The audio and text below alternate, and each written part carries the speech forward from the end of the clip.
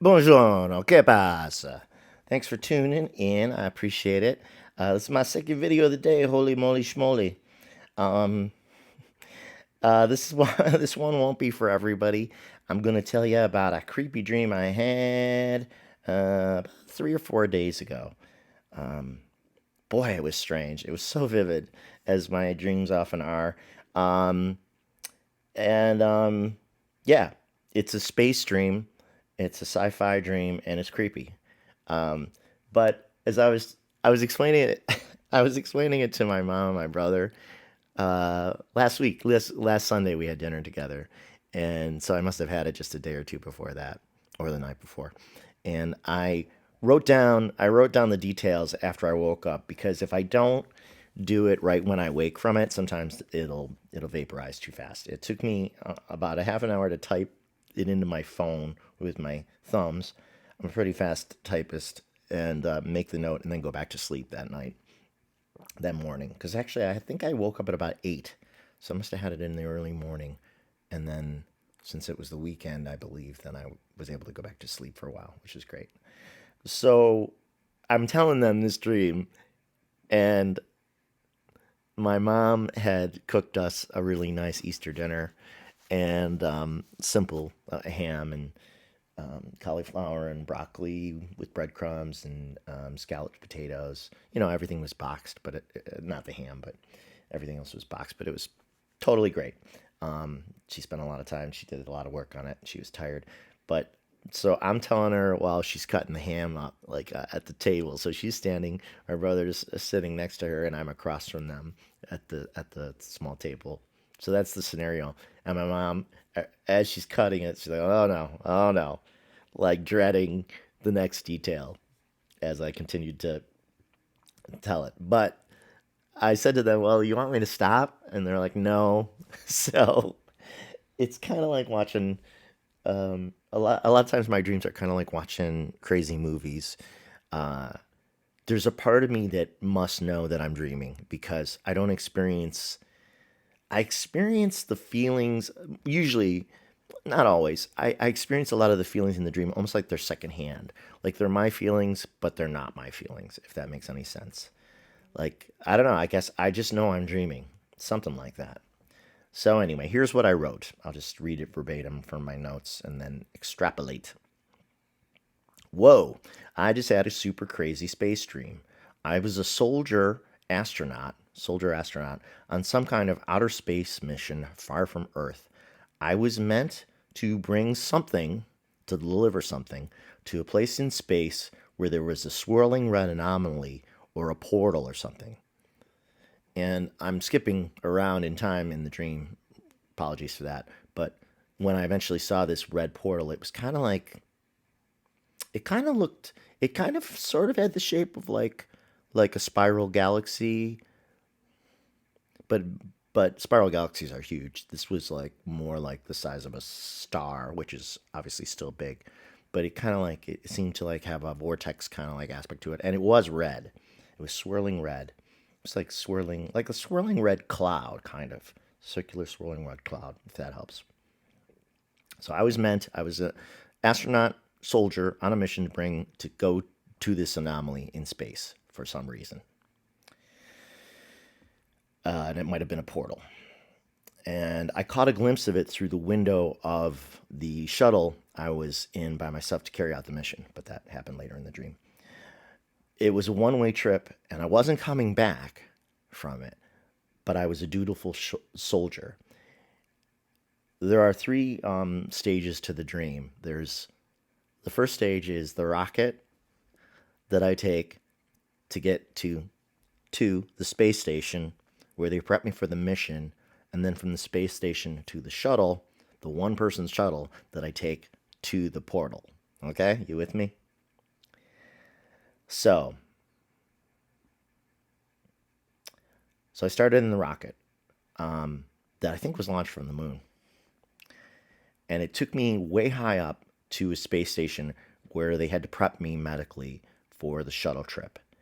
And as often happens in my dreams, I'm getting multiple. It's like I'm seeing multiple vantage points of what's going on in the dream. It's like when they switch cameras in a movie.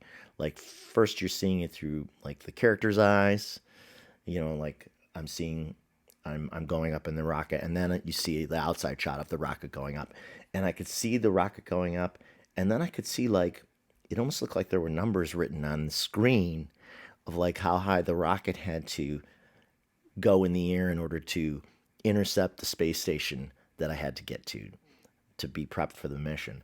So, and it was almost like they were showing me after the fact once I reached the space station. It was almost like they were showing me the video of me going to the space station and the rocket, and then the little marker on the screen that the rocket had to cross in order to be high enough to make it to the space station that I almost didn't make it.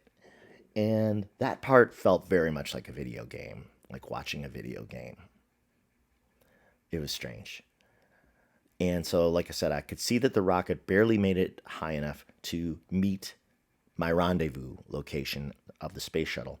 And a woman told me upon arrival that not everyone made it that far, and she congratulated me. So, supposedly, I was one of the few. They prepped me for surgery before they put me on the shuttle for part 3 of the dream. And I remember that they gave me a tranquilizer and they laid me on a gurney, and I was waiting to go into the OR, and everything in this space station was white.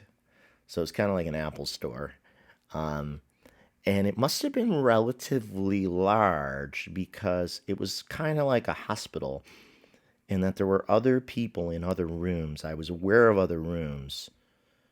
It felt like there was only really one floor, but multiple rooms. And I couldn't see, I had no sense of what was going on in the other rooms, but like they couldn't take me right away. They were working with other people. So I had to get my shot, lay on the gurney and wait. And I was getting dopey from the shot. Then they wheeled me into an operating room, and I was in like a white medical gown, kind of like being in the hospital. And when they wheeled me in to the OR, I wanted to shake hands with the doctor. So there was a doctor and a nurse, and say thanks for getting me ready and for taking care of me. But they weren't ready for the emotion that I was bringing, and they looked a little ashamed when I said what I said because I think I think they knew they were preparing me for a no return mission, which I had volunteered for. And I even remember like seeing the doctor's face, and he was like in kind of like a futuristic medical suit. So like his face was behind a clear sheet, like face shield. And it's almost like he shrank away as I talked to him. Like he shrank into the corner. It was more like perceiving his retreat from my energy more than him actually moving, if you know what I mean. So he looked a little ashamed. And when I looked down to shake his hand to say thanks for getting me ready to go, I looked at his hand, and it was a medical machine hand. It was almost like a claw. And that part made my mom just like, oh, I get it. So the doctor was either inside a mechanical operating suit, or he was half machine himself, or he had like a brain link to this operating machine from somewhere else, and he wasn't actually there. But his face did look human inside the bubble helmet, so I don't know. And the nurse, I didn't really have a good sense of her. She seemed more like human, but I didn't like, and I don't think she was in a suit, but I can't be 100% sure about that. And they were both, she was all in white, I think. His suit, I can't remember what color his suit was, if it was also white. Might not have seen the color. Anyway, I still, even though he had a claw machine hand, I still wanted to shake his hand. So I held my hand out there, but I was getting dopey from from the shot. And so like I was like insisting, but he was resisting, and then I was out. So I don't know if he ever shook my hand. And the next thing that I knew, I woke up from the surgery, and it was over. and I felt kind of disembodied. And I think I had the sense that there was some kind of like electronic device wired to my chest. That my mom didn't care for that either. I know it's kind of grody. And I felt like I didn't have a shirt on.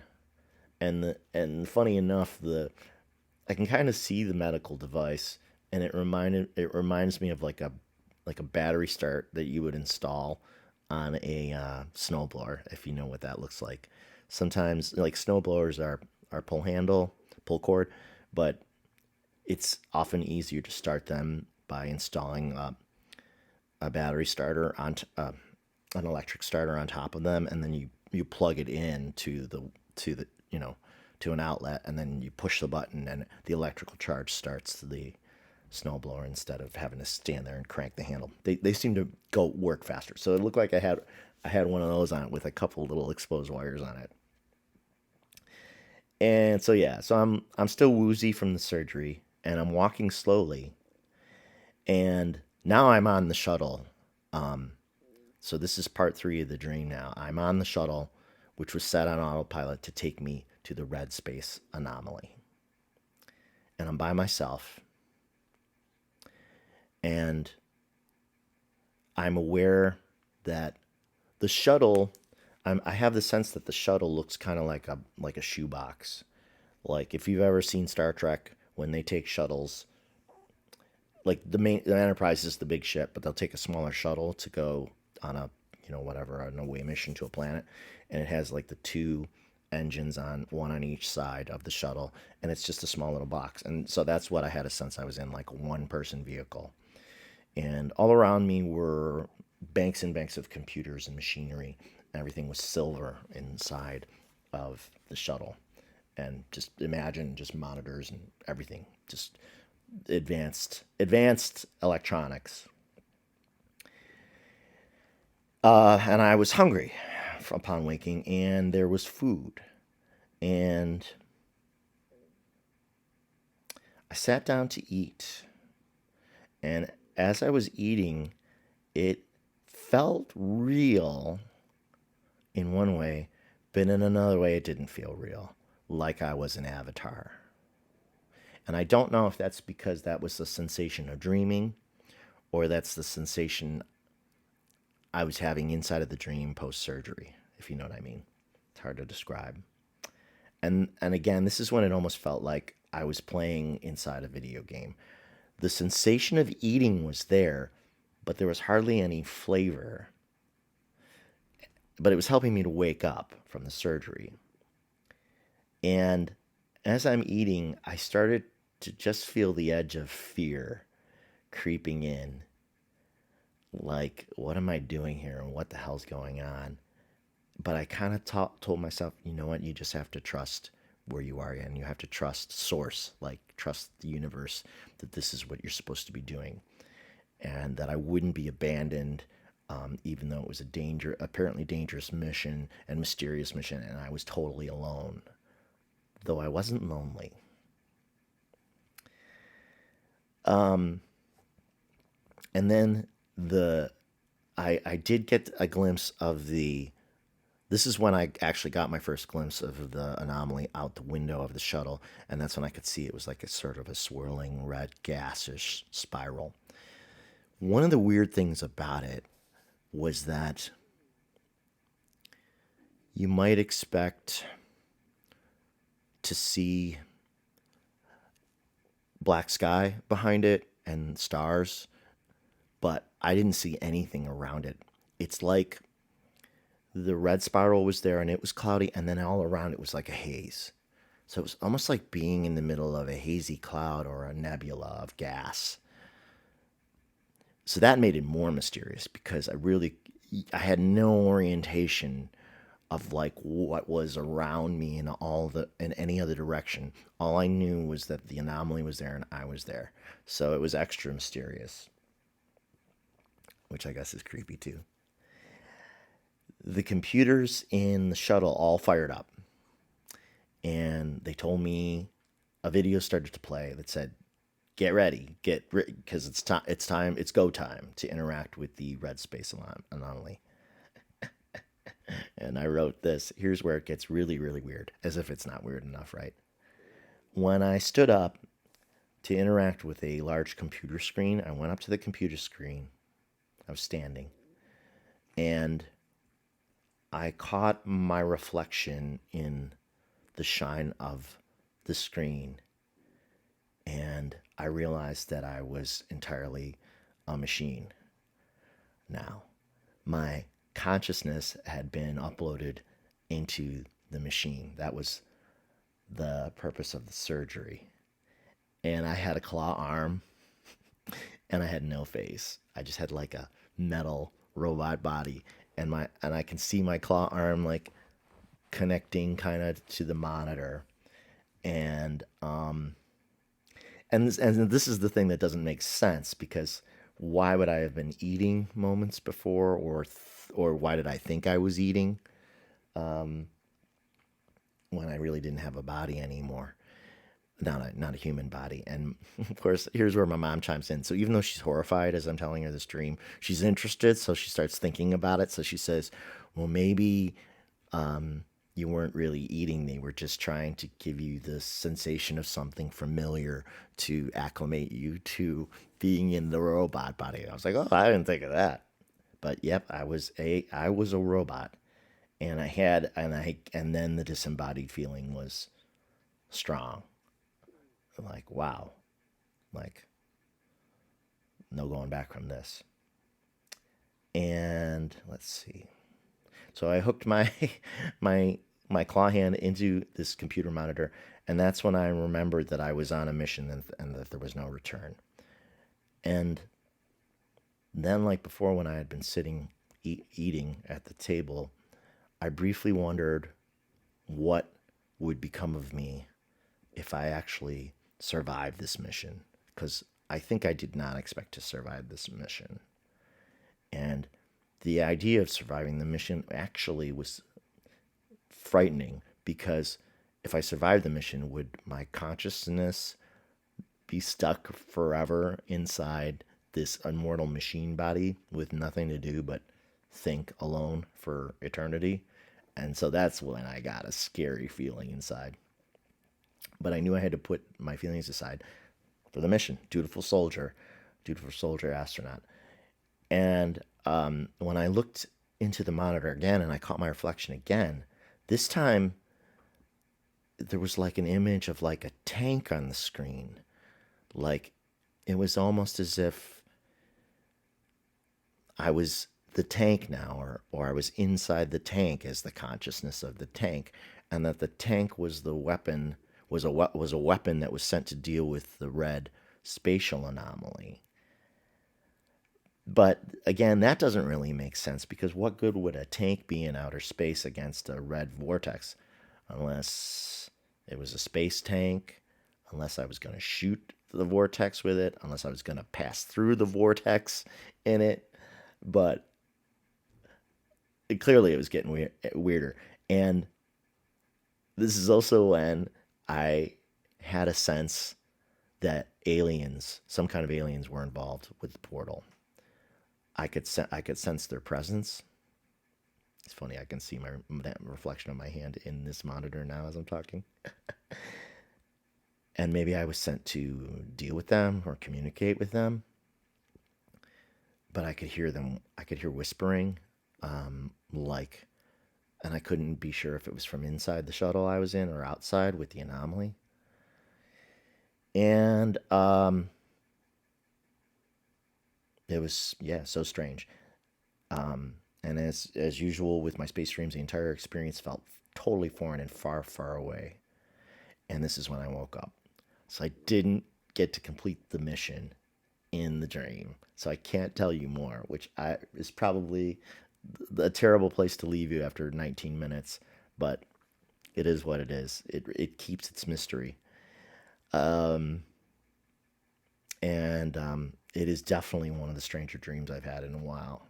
No doubt about it. And I did have a couple of drinks the night before I had it, so that is very possibly a part of it. When I woke up later, I read about the eclipse that's coming up on this Monday, and some of I wrote, some of the psychics say there will be another sort of energetic shift accompanying the eclipse. Maybe so. When the moon and sun are aligned that day, they'll be exerting a combined gravity on us here that could be like the planetary conjunction that we had on 011220, which you may have heard me talk about before and in my book, because that's when COVID was DNA sequenced, when there were three planets in alignment: Mercury, Saturn, and Pluto. Or Mercury, Venus, and Pluto. I think it's Mercury, Saturn, and Pluto. I always get that confused. Mercury and Pluto for sure, and then I think Saturn. 011220, conjunction of energies. And my friend Kim Carey, the psychic, keeps saying this year will be dramatic, but she feels from spring onward there will be a sense of relief setting in and excitement, like things are getting back on track. I wonder if the eclipse has something to do with that too. And even though I've brought it up here, I don't know that the eclipse really has anything to do with my dream. It's just a coincidence. Maybe it's a coincidence that when I woke up from this dream, I read about the eclipse and people are talking a lot about it, and it's coming up on Monday. And if you didn't know already, as some of you who are in touch with me regularly, Buffalo is on the we are, I don't, what is the term they use? Let me see if I can find it. We are in the immediate path of the eclipse. What do they call that though? The totality. Yeah. So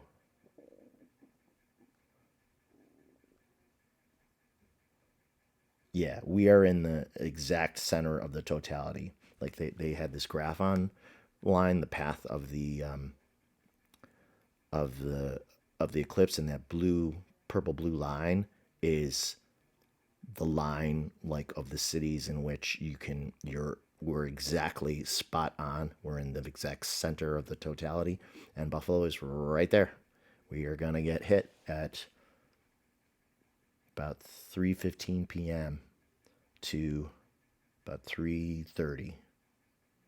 So on Monday. So hopefully the weather is going to allow us to see it well, and I will report back dutifully if that's the case.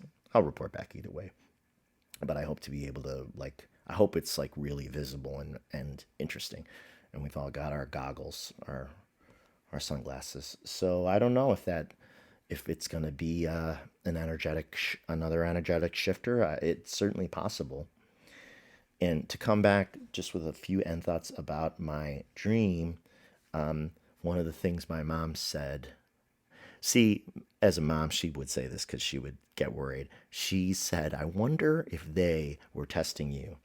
Meaning, what she meant is, she explained what she meant is, since I felt the presence of aliens in the dream, she wondered if maybe I was being whether aliens were feeling me out through my dream as to whether I'd be willing to go on a crazy one-way space mission and have my consciousness uploaded into a machine body without a head, and then maybe a machine space tank. And the answer to that is no. And I said that to her. I said, absolutely not. And if it's true, what many of the psychics say, that we only have relationships with aliens to the degree that we have already pre-arranged or pre-agreed to them before we incarnate on Earth, I have zero interest in going on that space mission. I'm very interested in all things mystical. That's for sure. But I have no interest in any kind of strange suicide of space vortex missions, especially not that one. So I'm gonna take it for what it is, which is that it was really a truly bizarre dream. Very interesting, funny in retrospect, especially telling it to my family and seeing how horrified they were. And if I have anything like it to follow up, I'll let you know. That's what I got. Okay, thanks for watching. I hope this was entertaining. I try to bring the humor to these things as much as possible, because it's just fucking funny. I mean, come on, that's a funny dream. I mean, it's weird as hell, but it's fucking funny that it's so weird. Okay, take care. Talk to you soon. Thanks for tuning in. Bye.